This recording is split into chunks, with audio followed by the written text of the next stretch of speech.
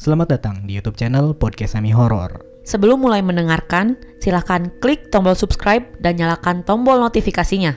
Jangan lupa untuk gunakan headset kalian dan selamat mendengarkan. Welcome back, selamat datang kembali di Podcast Semi Horor. Horor. Akhir kata. Baru juga welcome back. Episode 58 Iya, adalah sebuah episode yang tidak akan pernah diulang lagi. Terus setelah episode 57 dan sebelum episode 59. Kali ini kita bakal membacakan sebuah cerita. Cerita apa nih? Apa tuh? Cerita horor lah. Maksudnya Iya. cerita lucu.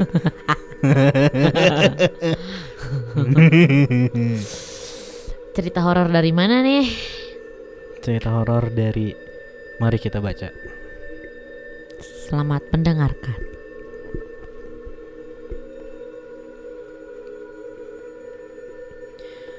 Perkenalkan, namaku Andira. Ceritaku ini terjadi ketika aku masih duduk di bangku sekolah SMA.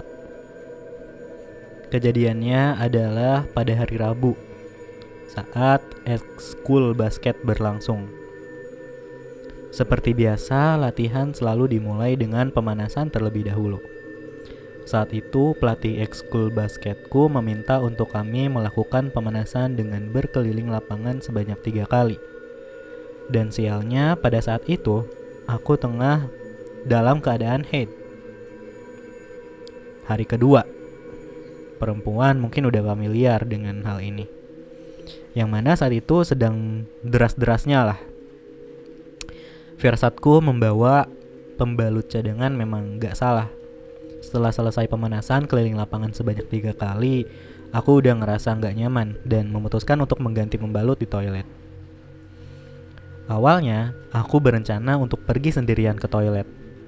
Namun saat itu perasaanku merasa gak enak dan akhirnya mengajak salah satu temanku yang bernama Ratih. Toilet tersebut terletak di dekat lorong sekolah. Toilet yang memiliki 3 pintu.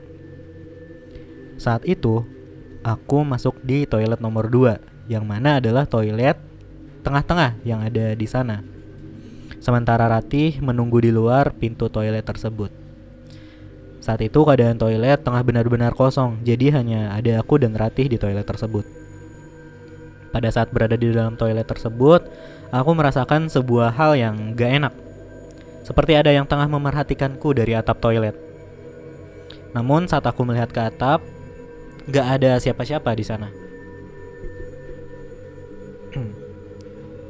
Aku pun kemudian bergegas.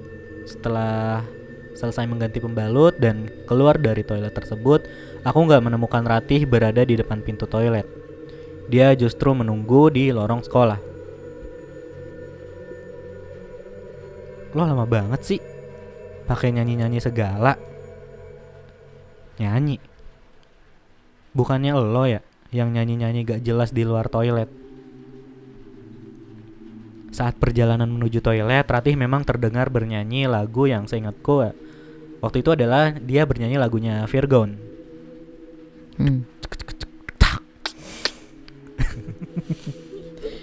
Gue nyanyi pas di jalan lorong doang, pas di toilet mah enggak, ungkap Ratih. Lo kali yang nyanyi-nyanyi gak jelas. Gue gak nyanyi, sumpah. Gue pikir itu lo. Saat itu aku tengah mengganti pembalut di dalam toilet. Aku memang mendengar suara wanita tengah bernyanyi. Liriknya gak jelas dan aku gak tahu lagu apa yang tengah disenandungkan. Pada saat itu aku pikir itu Ratih. Gue berani sumpah deh, makanya gue nunggu di lorong.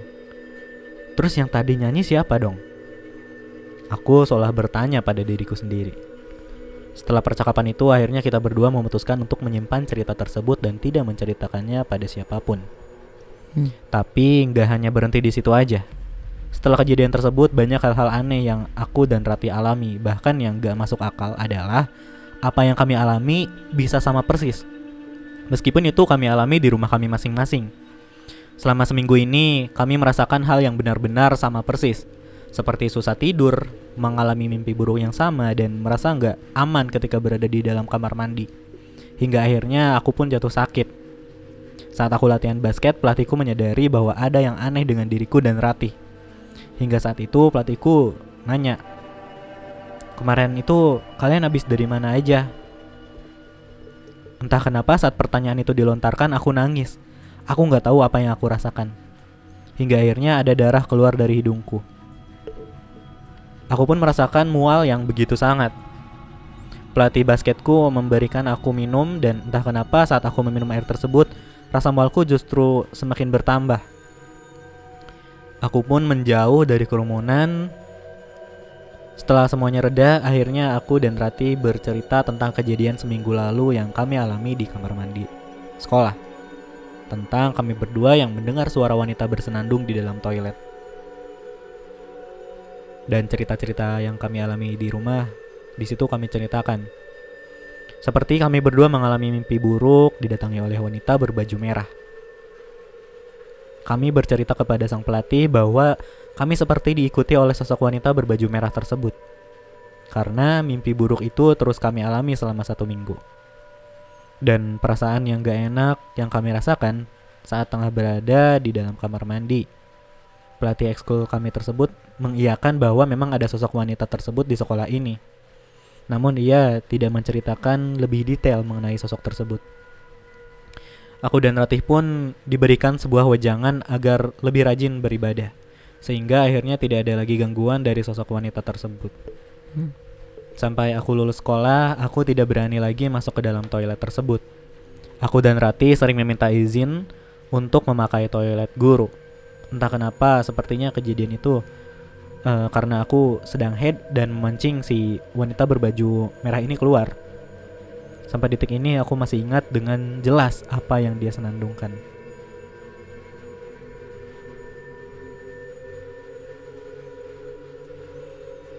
Sekian cerita dari aku. Semoga dapat diambil sisi positifnya. Amin. Terima kasih. Sama-sama. Agak gantung ya ceritanya. Cuman ini sih agak serem ya. Mana itu kejadiannya di toilet sekolah. Ini buat kalian cewek-cewek nih yang lagi keadaan datang bulan dan apalagi hari pertama hari kedua itu kan lagi ngucur banget ya, ngocor. Kok tahu sih? Lagi deres banget. Kok tahu sih? Iyalah. Tahu. Terus lebih baik kalian berhati-hati kalau kalian lagi aktivitas di luar dan lagi periode haid di hari-hari pertama gitu, hari pertama kedua. Lebih baik kalian membawa pembalut cadangan dan pembalut inti. Ntar ada substitution dengan nomor punggung yang berbeda. Dan iya, kalau bisa tuh ngebuangnya tuh gimana nih menurut lo? Menurut si pembalut bekas. Ya saran gue sih sebenarnya gue jarang banget ya ganti pembalut di luar. Di luar kayak di WC-WC umum, tempat-tempat umum kayak gitu jarang banget. Gue lebih mending milih buat ke rumah teman dulu. Lebih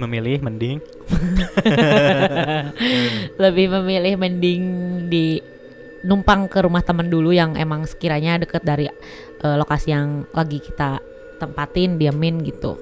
Nah jadi kalau gue tuh sebenarnya kalau misalnya tips and trick enggak juga sih. Sebenarnya kalau misalnya pembalut tuh gimana kitanya juga ada yang kayak ngebersihin dulu, dicuci kayak gitu, ada yang emang langsung buang. Kalau gue tipenya cewek yang suka bersihin dulu pembalut pakai sabun, pakai deterjen, pakai pewangi, bahkan pewangi pakaian yang ya softener kayak gitu. Itu kalau lanjut dulu. Ya, kenapa tuh? Kalau apa tuh? Kalau langsung dibuang ada tuh. Misalnya langsung dibuang ke tong sampah nih. Yap. So ada oknum-oknum yang memanfaatkan pembalut ini buat mabok misalnya. Sempat ada kasus kan? Sempat dengar mabok pakai pembalut sampai meninggal. Idih. Geli juga. Dioplos, dicampur gitu. Diminum. Iya. Idih. Gila. Gila tuh orang sakit. Terus. Nah, mendingan sih emang itu kan pembalut sekali pakai ya, kayak langsung buang. Tapi kan gimana kebersihan kitanya, terus kasihan juga sama orang-orang yang emang suka mengutin sampahnya tuh, suka ngebersihinnya.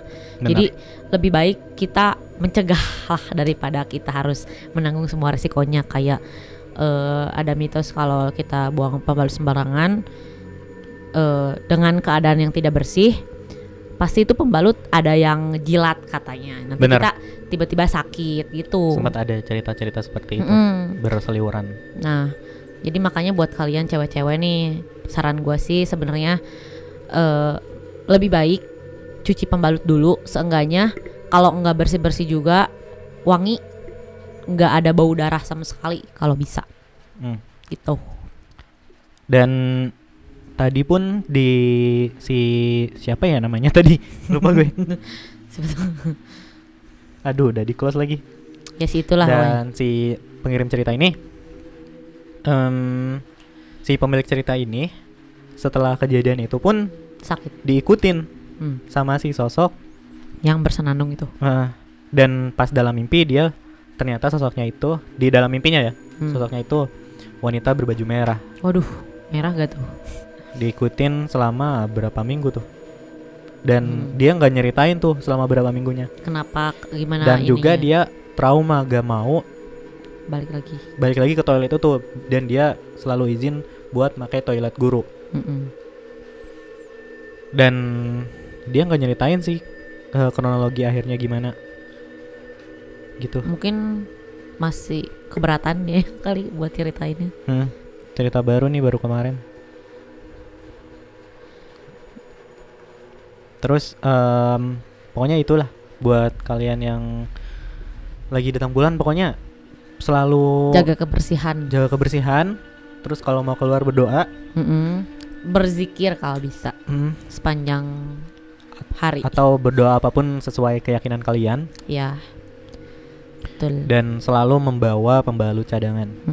Dan kalau bisa jangan pernah buang pembalut sembarangan. Yang kalian misalnya lagi di mall tuh, mau ganti pembalut, nah kalian nggak boleh tuh, kalau bisa jangan buang pembalut ke jamban. Enggak, ke tong sampah, tempat sampah toilet mall. Kan kalau bisa kalian bawa. Suka ada juga yang ngebuang pembalut ke jamban terus disiram. Iya benar. Disebor. Kalau bisa jangan. Kalau bisa kalian bawa kresek kayak gitu, terus kalian kresekin, atau enggak kalian simpan di mobil atau di motor, terserah. Kalian bawa lagi ke rumah, buang sesuai sama yang biasanya kalian buang kemana gitu. Kalau gue sih kayak gitu. Dimanapun gue berada, pasti gue buang selalu di tempat yang pernah gue buang biasanya gitu. Emang kalaupun nggak dalam hari-hari pertama ataupun hari-hari terakhir, pokoknya pembalut cadangan itu harus wajib. Iya, dibawa. Sama celana dalam tuh wajib banget buat bawa. Karena menghindari kebocoran gitu ya kan. Karena kita nggak pakai no drop ini. No drop lagi. Cakep. Masuk no drop. No bocor-bocor. Tolonglah no drop. Ya.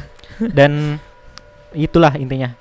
Wajib membawa pembalut cadangan, pembalut inti, pelatih, staff, pemain-pemain lain.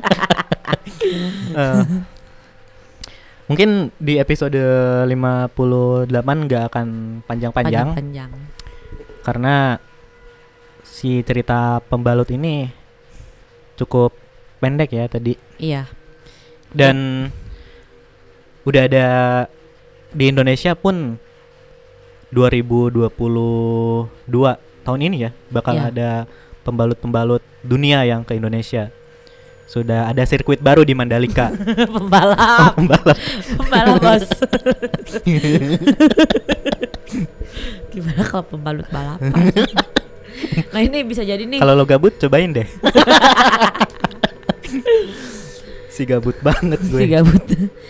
Oh ya, ini juga siapa tahu nih dari cerita ini kalian yang cewek-cewek punya pengalaman tentang pembalut. Boleh tentang komen di bawah mana nih? Bawah meja.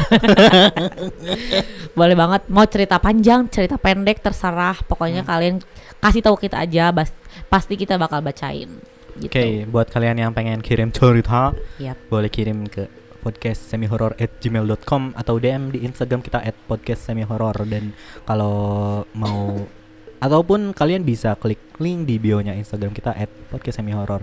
Jangan lupa follow Twitter kita juga di @pod_semihoror, dan kita juga udah punya TikTok @podcastsemihoror ya. Iya. Dan di situ kita bakal mulai konten-konten lah dikit-dikit lah, sedikit kalau gabut. Ya kalau Kalau ada waktu. Ada waktu. Anjay, sibuk banget gue.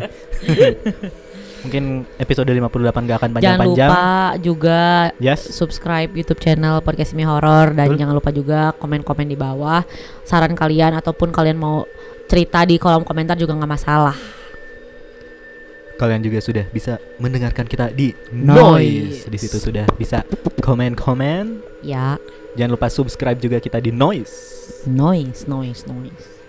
Itu dia tadi episode 58. Akhir kata Aziz pamit. Yunda pamit. Stay safe, stay healthy, and Stay with Podcast Semi Horor. tetap dengarkan podcast Semi. horor. Bye bye.